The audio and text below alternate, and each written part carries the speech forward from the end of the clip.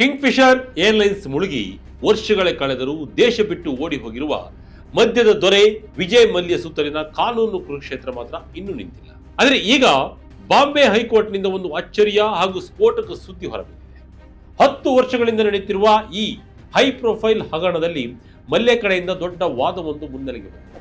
ಬ್ಯಾಂಕ್ಗಳು ಕೊಟ್ಟಿದ್ದ ಸಾಲಕ್ಕಿಂತ ಎಷ್ಟೋ ಪಟ್ಟು ಹೆಚ್ಚು ಹಣವನ್ನ ಈಗಾಗಲೇ ವಸೂಲಿ ಮಾಡಲಾಗಿದೆ ಅಂತ ವಿಜಯ ಮಲ್ಯ ಪರ ವಕೀಲರು ಕೋರ್ಟ್ ಮುಂದೆ ಬಾಂಬ್ ಹೂಡಿದ್ದಾರೆ.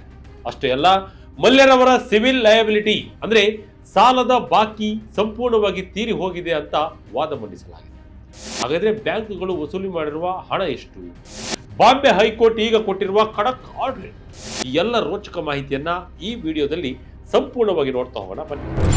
ವಿಜಯ್ ಮಲ್ಯ ಕೇಸ್ನಲ್ಲಿ ಅಚ್ಚರಿಯ ತಿರುವು. ಬ್ಯಾಂಕ್ ಸಾಲ ಸಂಪೂರ್ಣ ತೀರಿ ಹೋಯ್ತಾ? ಹೌದು, ಬಾಂಬೆ ಹೈಕೋರ್ಟ್ನಲ್ಲಿ ವಿಜಯ್ ಮಲ್ಯ ಕೇಸ್ಗೆ ಸಂಬಂಧಿಸಿದಂತೆ ಮಹತ್ವದ ಬೆಳವಣಿಗೆಗಳು ನಡೆದಿವೆ. ಈ ಕೇಸನ್ನ ಇನ್ನು ಮುಂದುವರಿಸುವುದರಲ್ಲಿ ಅರ್ಥವಿಲ್ಲ. ಎಷ್ಟು ದಿನ ಎಳ್ಕೊಂಡು ಹೋಗ್ತೀರಿ ಅನ್ನೋ ಅರ್ಥದಲ್ಲಿ ಬಾಂಬೆ ಹೈಕೋರ್ಟ್ ಅಭಿಪ್ರಾಯಪಟ್ಟಿದ್ದು, SBI, ED ಹಾಗೂ ವಿಜಯ್ ಮಲ್ಯಗೆ ಮಹತ್ವದ ಸೂಚನೆಯನ್ನು ನೀಡಿದೆ. ಮೇಲ್ನೋಟಕ್ಕೆ ವಿಜಯ್ ಮಲ್ಯ ವಾದಕ್ಕೆ ಮನ್ನಣೆ ಸಿಕ್ಕಂತೆ ಕಾಣ್ತಾ ಇದ್ರು ಸೆಪ್ಟೆಂಬರ್ 9ರಂದು ನಡೆಯುವ ವಿಚಾರಣೆಯಲ್ಲಿ ಕ್ಲಿಯರ್ ಪಿಕ್ಚರ್ ಸಿಗಲಿದೆ. ಈಗ ಮೊನ್ನೆ ಕೋರ್ಟ್ನಲ್ಲಿ ಏನಾಯಿತು ಎಂಬುದನ್ನು ನೋಡೋಣ. ವಿಜಯ್ ಮಲ್ಯ 2020ರಲ್ಲಿ ಬಾಂಬೆ ಹೈಕೋರ್ಟ್ನಲ್ಲಿ ಒಂದು ಕ್ರಿಮಿನಲ್ ಪಿಟಿಷನ್ ಹಾಕಿದ್ರು. 2019ರ ಸ್ಪೆಷಲ್ PMLA ಕೋರ್ಟ್ ಆದೇಶವನ್ನ ಪ್ರಶ್ನಿಸಿ ಅವರು ಅರ್ಜಿಯನ್ನ ಹೂಡಿದ್ರು.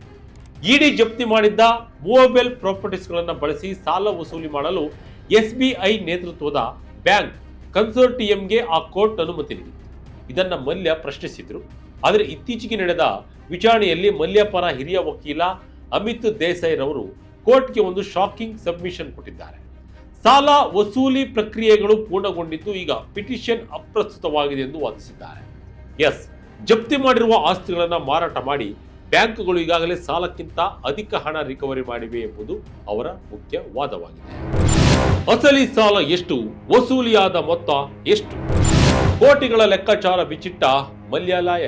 ಈ ಕೇಸ್ನಲ್ಲಿ ಅಸಲಿ ಬಾಕಿ ಎಷ್ಟು ಮತ್ತು ವಸೂಲಿಯಾದ ಹಣ ಎಷ್ಟು ಎಂಬುದರ ಬಗ್ಗೆ ಕಂಪ್ಲೀಟ್ ನಂಬರ್ಸ್ ಅನ್ನು ನೋಡೋಣ. ಸ್ಟೇಟ್ ಬ್ಯಾಂಕ್ ಆಫ್ ಇಂಡಿಯಾ ನೇತೃತ್ವದ ಬ್ಯಾಂಕ್ಗಳ ಒಕ್ಕೂಟ ಕಿಂಗ್ಫಿಷರ್ ಏರ್ಲೈನ್ಸ್ಗೆ ಸಾಲ ನೀಡಿತ್ತು. 2017ರಲ್ಲಿ ಬೆಂಗಳೂರಿನ ಸಾಲ ವಸೂಲಾತಿ ನ್ಯಾಯಾಧಿಕರಣ ಅಂದ್ರೆ DRT ಕಿಂಗ್ಫಿಷರ್ ಏರ್ಲೈನ್ಸ್, UBHL ಹಾಗೂ ವಿಜಯ್ ಮಲ್ಯ ಜಂಟಿಯಾಗಿ ಅಂದಾಜು 6,203.35 ಕೋಟಿ ರೂಪಾಯಿ ಮತ್ತು ,11.05% ಬಡ್ಡಿ ಹಾಗೂ ವೆಚ್ಚವನ್ನ ಪಾವತಿಸಬೇಕು ಎಂದು ಆದೇಶ ಮಾಡಿತ್ತು. ಕಾಲಾನಂತರದಲ್ಲಿ ಬಡ್ಡಿ ಮತ್ತು ದಂಡ ಸೇರಿ ಈ ಸಿವಿಲ್ ಲಯಬಿಲಿಟಿ 9,000 ಕೋಟಿ ರೂಪಾಯಿ ದಾಟಿತ್ತು. ಆದರೆ ED ವಶಪಡಿಸಿಕೊಂಡ ಆಸ್ತಿಗಳ ಮಾರಾಟದಿಂದ ಸಾರ್ವಜನಿಕ ವಲಯದ ಬ್ಯಾಂಕ್ಗಳು ಈಗಾಗಲೇ ಬರೋಬ್ಬರಿ 14,131 ಕೋಟಿ ರೂಪಾಯಿಗೂ ಅಧಿಕ ಹಣವನ್ನ ಕ್ಯಾಶ್ ಮಾಡಿಕೊಂಡಿವೆ ಎಂದು ಕೇಂದ್ರ ಸರ್ಕಾರವೇ ಲೋಕಸಭೆಗೆ ಮಾಹಿತಿ ನೀಡಿತ್ತು. ಈಗ ಮಲ್ಯ ಪರ ವಕೀಲರ ವಾದದ ಪ್ರಕಾರ ಬ್ಯಾಂಕ್ಗಳು ಒಟ್ಟು ಸುಮಾರು 15,000 ಕೋಟಿ ರೂಪಾಯಿವರೆಗೆ ವಸೂಲಿ ಮಾಡಿವೆ. ಅಂದ್ರೆ ಮೂಲ ಸಾಲ ಬಡ್ಡಿ ಮೊತ್ತವಾದ ಅಂದಾಜು 6,203 ಕೋಟಿ ರೂಪಾಯಿಗಿಂತ ಹೆಚ್ಚು, ಅಂದ್ರೆ 2.5 ಪಟ್ಟು ಅಧಿಕವಾಗಿದೆ ಎಂದು ಹೇಳಿದ್ದಾರೆ. ಬಾಂಬೆ ಹೈಕೋರ್ಟ್ನಿಂದ ಖಡಕ್ ಡೈರೆಕ್ಷನ್. SBI ಹಾಗೂ EDಗೆ ಕೌಂಟರ್ ಪ್ರಶ್ನೆ. ಮೂರನೇದಾಗಿ ಮಲ್ಯ ಕಡೆಯಿಂದ ಬಂದಿರುವ ಈ ದಿಢೀರ್ ಹೇಳಿಕೆಯನ್ನ ಗಂಭೀರವಾಗಿ ಪರಿಗಣಿಸಿರುವ ಬಾಂಬೆ ಹೈಕೋರ್ಟ್ ನ್ಯಾಯಮೂರ್ತಿ ಮಿಲಿಂದ್ ಜಾಧವ್ ಮತ್ತು ಮಹತ್ವದ ನಿರ್ದೇಶನವನ್ನು ನೀಡಿದ್ದಾರೆ. ಮಲ್ಯ ಕಡೆಯ ವಾದವನ್ನ ಹಾಗೆ ಒಪ್ಪಿಕೊಳ್ಳಲು ಸಾಧ್ಯವಿಲ್ಲ ಎಂದಿರುವ ಕೋರ್ಟ್ ಈ ದೀರ್ಘಕಾಲಿಕ ವಾಣಿಜ್ಯ ವಿವಾದಕ್ಕೆ ಒಂದು ಅಂತ್ಯ ಹಾಡಬೇಕು. ಇದು ದೇಶದ ಆರ್ಥಿಕತೆಯ ಮೇಲೆ ಪ್ರಭಾವ ಬೀರುತ್ತದೆ ಎಂದು ಅಭಿಪ್ರಾಯಪಟ್ಟಿದೆ. ಇದರ ಬೆನ್ನಲ್ಲೇ ಲೀಡ್ ಬ್ಯಾಂಕ್ ಆಗಿರುವ SBI ಹಾಗೂ ಜಾರಿ ನಿರ್ದೇಶನಾಲಯ ಅಂದ್ರೆ ED ಅಧಿಕಾರಿಗಳು ಈ ಬಗ್ಗೆ ಕಂಪ್ಲೀಟ್ ವೆರಿಫೈ ಮಾಡಿ ವರದಿ ನೀಡಬೇಕು ಎಂದು ತಾಕೀತು ಮಾಡಿದ್ದಾರೆ. ಬ್ಯಾಂಕ್ಗಳು ನಿಜಕ್ಕೂ 15,000 ಕೋಟಿ ರೂಪಾಯಿ ಹಣವನ್ನು ರಿಕವರಿ ಮಾಡಿದ್ದಾರೆ. ಮಲ್ಯರವರ ಸಿವಿಲ್ ಲಯಬಿಲಿಟಿ ಸಂಪೂರ್ಣವಾಗಿ ತೀರಿ ಹೋಗಿದೆಯಾ ಎಂಬುದನ್ನು ಸ್ಪಷ್ಟಪಡಿಸುವಂತೆ ಆದೇಶವನ್ನು ಹೊರಡಿಸಲಾಗಿದೆ. ಅಲ್ಲದೆ ಮಲ್ಯ ಪರ ವಕೀಲರಿಗೂ ಈ ಎಲ್ಲ ಬೆಳವಣಿಗೆಗಳನ್ನು ಒಳಗೊಂಡ ಅಡಿಷನಲ್ ಅಫಿಡವಿಟ್ ಸಲ್ಲಿಸಲು ಕೋರ್ಟ್ ಅವಕಾಶ ನೀಡಿದ್ದು ಮುಂದಿನ ವಿಚಾರಣೆಯನ್ನ ಸೆಪ್ಟೆಂಬರ್ 9ಕ್ಕೆ ಮುಂದೂಡಲಾಗಿದೆ. ಸಾಲ ತೀರಿದರೂ ಮುಗಿಯದ ಮಲ್ಯ ತಲೆನೋವು. ಕ್ರಿಮಿನಲ್ ಕೇಸ್, FEO ಹಾಗೂ ಎಕ್ಸ್ಟ್ರಡಿಷನ್ ಕತೆ ಏನು? ಈಗ ಇನ್ನೊಂದು ಇಂಪಾರ್ಟೆಂಟ್ ಆಂಗಲ್ ಕಡೆ ಬರೋಣ. ಒಂದು ವೇಳೆ ಬ್ಯಾಂಕ್ ಸಾಲ ಕಂಪ್ಲೀಟ್ ಆಗಿ ವಸೂಲಿಯಾಗಿದ್ದರೂ ಕೂಡ ವಿಜಯ್ ಮಲ್ಯರವರ ಮೇಲಿರುವ ಉಳಿದ ಕಾನೂನು ತೊಡಕುಗಳು ಏನು ಎಂಬುದನ್ನು ನೋಡೋಣ ಬನ್ನಿ.